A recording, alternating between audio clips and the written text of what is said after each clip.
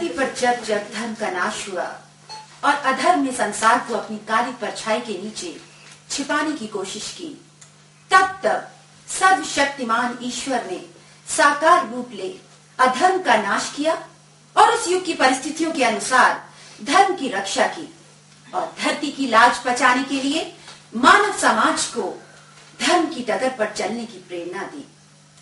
त्रेता युग में ईश्वर ने राम का रूप लेकर जनमानस को मर्यादा की शिक्षा दी और द्वापर युग में कृष्ण का रूप ले मानव समाज को कर्मशील होने की शिक्षा दी।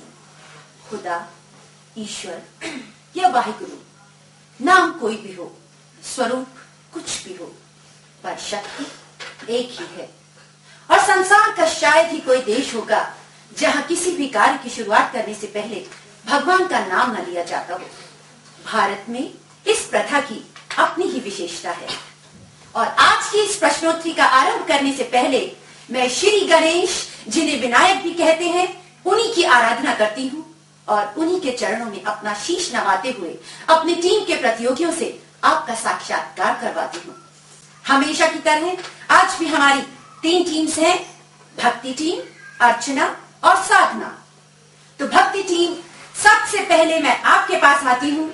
आप प्लीज दर्शकों को अपना नाम बताइए। मेरा नाम आस्था है। मेरा नाम पूजा। आस्था और पूजा हमारी भक्ति टीम से। मेरा नाम रागिनी है। मेरा नाम रोहन। मेरा नाम रोहन। रोहन, ओके जी, मेरा नाम मौली त्रिवेदी है। मौलिक त्रिवेदी, आप अपने नाम का मतलब जानती हैं क्या होता है? जी, मौलिक का मतलब होता है जो मून चांद का जो फेसेस होते हैं वो। एक्सीलेंट, आप अपना नाम बताएंगे? मेरा नाम रोहित है। क्विज कॉन्टेस्ट शुरू करने से पहले मैं सतपाल जी से गुजारिश करूंगी कि वो स्टेज पर आए और टीम्स को आज के क्विज कॉन्टेस्ट के रूल्स बताएं। मैं माला जी का शुक्रगुजार हूँ, धन्यवाद करता हूँ जिन्होंने मुझे नन्हे बच्चों से मिलने का सुअवसर मौका दिया। और इस स्कूल का भी आभारी हूँ जिसका नाम है इंडो ऑस्ट्रेलियन बाल भारती विद्यालय हिंदी स्कूल सिटी। महाराज जी के माध्यम से मैं आपको मुखातब कर रहा हूँ, आपसे बातचीत कर रहा हूँ। और क्विज के रूल बहुत सिंपल हैं। मिसेस लकी सिंह एक सवाल पूछेंगे। जो प्रश्न जिस टीम से पूछा जाएगा, अगर वो उसका सही उत्तर दे देती है तो उसको 10 नंबर मिलेंगे। अगर वो सही उत्तर नहीं दे पाती तो वही प्रश्न दूसरी टीम से पूछा जाएगा। अगर वो उसका सही उत्तर देती है तो उसको 5 अंक मिलेंगे। और अगर वो भी नहीं दे पाती तो तीसरी टीम से पूछा जाएगा, वो सही उत्तर देती है तो 5 अंक मिलेंगे।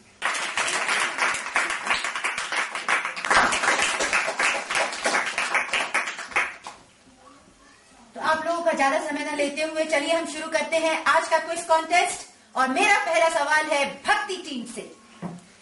शिव पुत्र गणेश जी की सवारी क्या थी? What's the vehicle of Ganesha, son?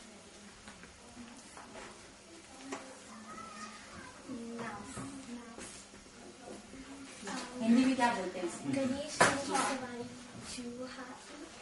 बिल्कुल सही जवाब। भक्ति टीम ने सही जवाब दिया। गणेश जी की सवारी का नाम था माउस यानी चूहा। और मेरा अगला प्रश्न है, हाँ लेकिन उससे पहले आप सबको ये जानकारी तो होगी कि गणेश जी का एक भाई था जिसका नाम था कार्तिक।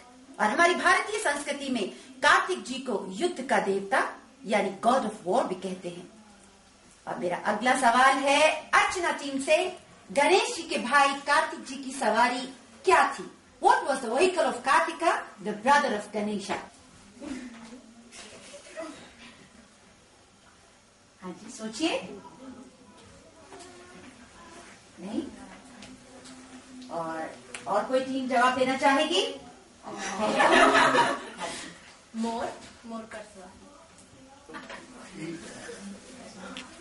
बिल्कुल सही जवाब। और इस टीम को मिलते हैं 5 बोनस पॉइंट्स।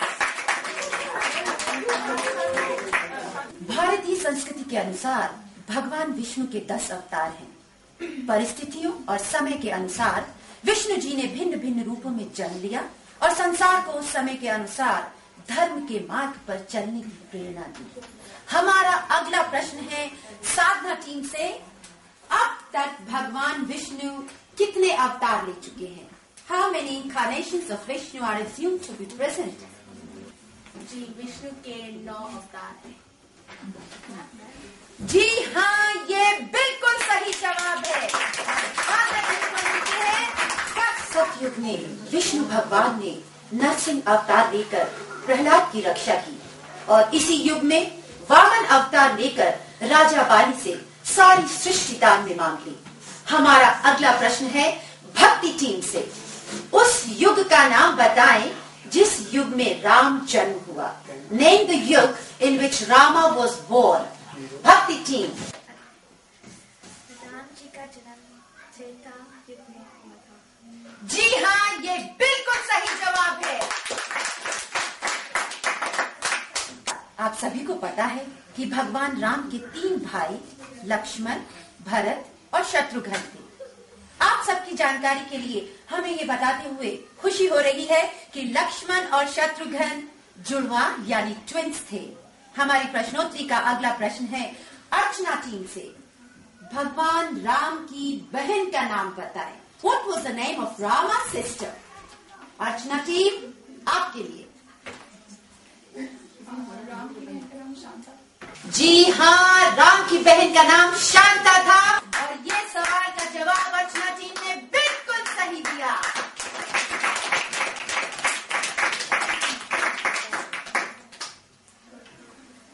दशहरे के त्योहार से आप सभी परिचित हैं। इस पर्व को बुराई पर सच्चाई की जीत का प्रतीक माना जाता है। राम ने इस दिन लंकापति रावण को मारकर युद्ध जीता और उसी की याद में सदियों से ये पर्व हम हर साल बड़ी धूमधाम से मनाते हैं। हमारी प्रश्नोत्तरी का छठा प्रश्न है साधना टीम से, लंकापति रावण की पत्नी का नाम बताएं।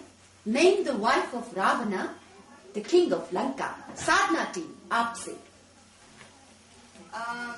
रावण की पत्नी के नाम था Mandodari.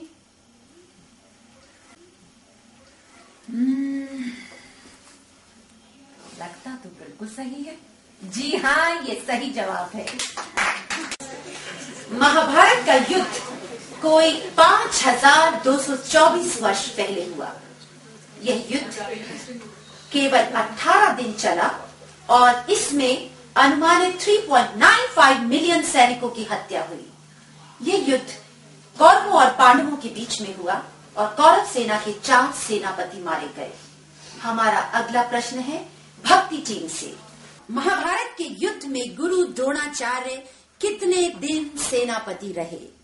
For how many days Dronacharya was the chief of army in Mahabharata?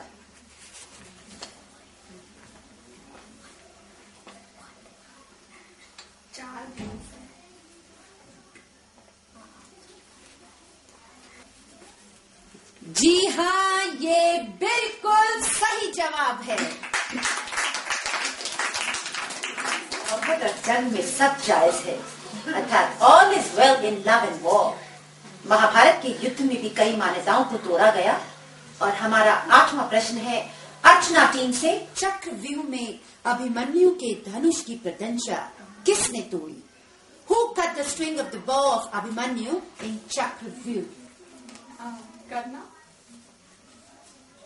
जी हाँ, बिल्कुल सही जवाब है।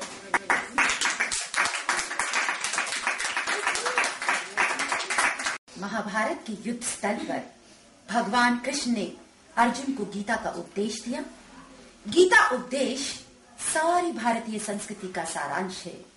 यदि भारतीय ग्रंथों में से गीता को निकाल दिया जाए तो इस संस्कृति की अवस्था आत्मा के बिना देह की होगी।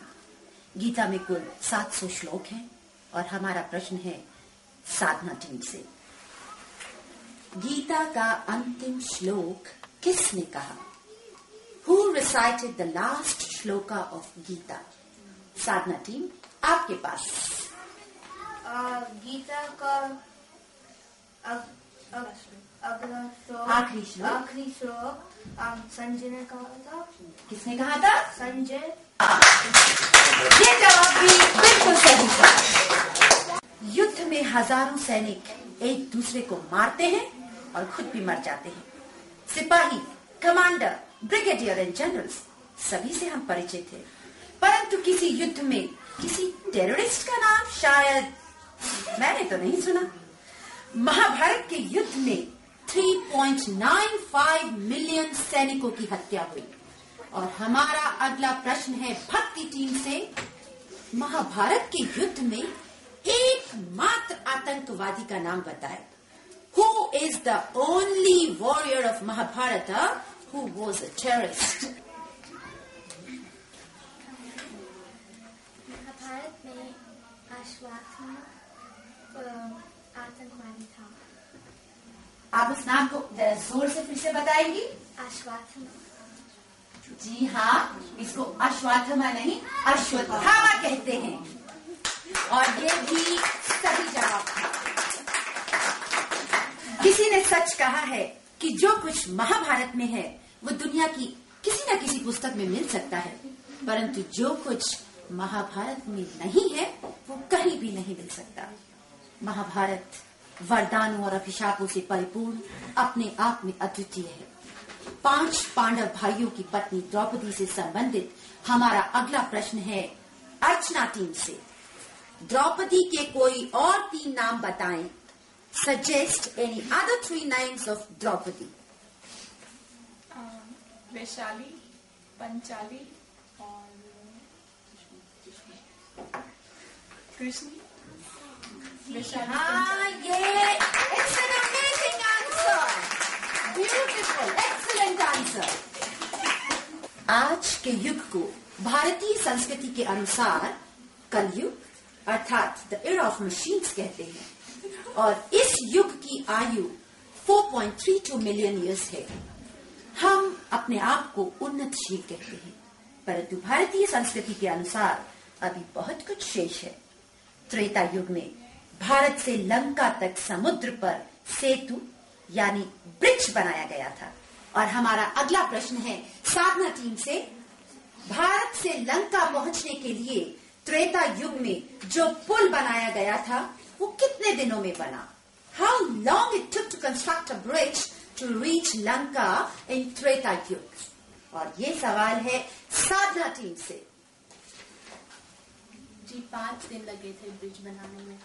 बिल्कुल सही जवाब। ये भी और सवाल की तरह साधना टीम ने बिल्कुल सही जवाब दिया। इंसान के जीवन में कब क्या हो जाए कोई नहीं जानता। अक्सर देखते हैं कि हमने पढ़ा कुछ और है और कर कुछ और ही रहे हैं। कभी कभी सिद्ध पुरुष के मिलने से सारा जीवन ही बदल जाता है। यह तो आपको मालूम है कि रामायण के रचयिता का नाम महर्षि वाल्मीकि है, पर हमारा अगला प्रश्न थोड़ा सा टेढ़ा है और वो है भक्ति टीम से। रामायण के रचयिता महर्षि वाल्मीकि का असली नाम बताएं। What was the real name of Valmiki who composed Ramayana?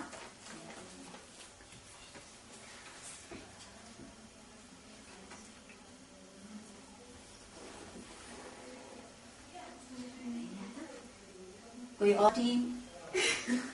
Yes, Archana team. Ratnakar. जी हाँ, बोनस पॉइंट्स के अर्चना टीम। महर्षि वाल्मीकि का असली नाम था रत्नाकर और ये बिल्कुल सही जवाब था। भारतीय संस्कृति में सृष्टि के उत्पन्न करने वालों को ब्रह्मा, सृष्टि का संहार करने वाले को शिव कहते हैं। इसी प्रकार सृष्टि का पालनहार भी तो कोई होगा।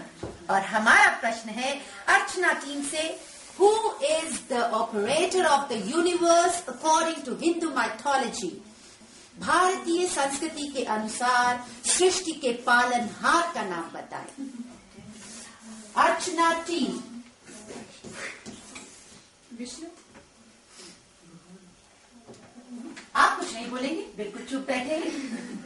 क्या इन्होंने सही जवाब दिया या कुछ और बताना चाहोगे? आप इनकी बात से सहमत हैं? ओके।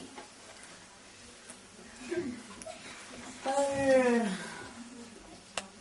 ये सवाल का जवाब तो सही है।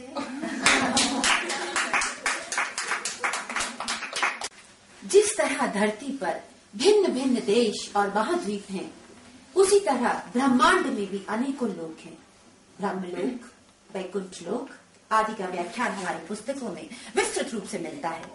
आजकल के अमेरिका को अतीत में पाताल लोक के नाम से जाना जाता था। हमारा आज की प्रश्नोत्तरी का अंतिम प्रश्न है साधना टीम से, भगवान शिव किस लोक में रहते हैं? What's the abode of Lord Shiva? Sadhna team. जी कैलाश, कैलाश क्या है?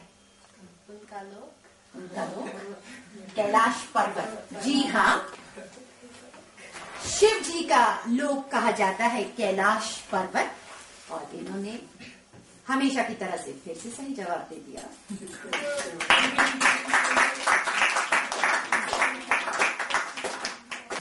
तो मैं अपनी स्कोरर शोभा जी से आज के कॉन्टेस्ट का स्कोर जानना चाहूंगी। शोभा जी, आप मुझे बताएंगी कि आज की टीम का स्कोर क्या हुआ? तीसरे नंबर पे है भक्ति टीम, जिनको मिले हैं 40 पॉइंट्स। दूसरे नंबर पे है अर्चना टीम, जिनको मिले हैं 45 पॉइंट्स। और आज की क्विज में सबसे पहले नंबर पे है साधना टीम, जिनको मिले हैं 55 पॉइंट्स।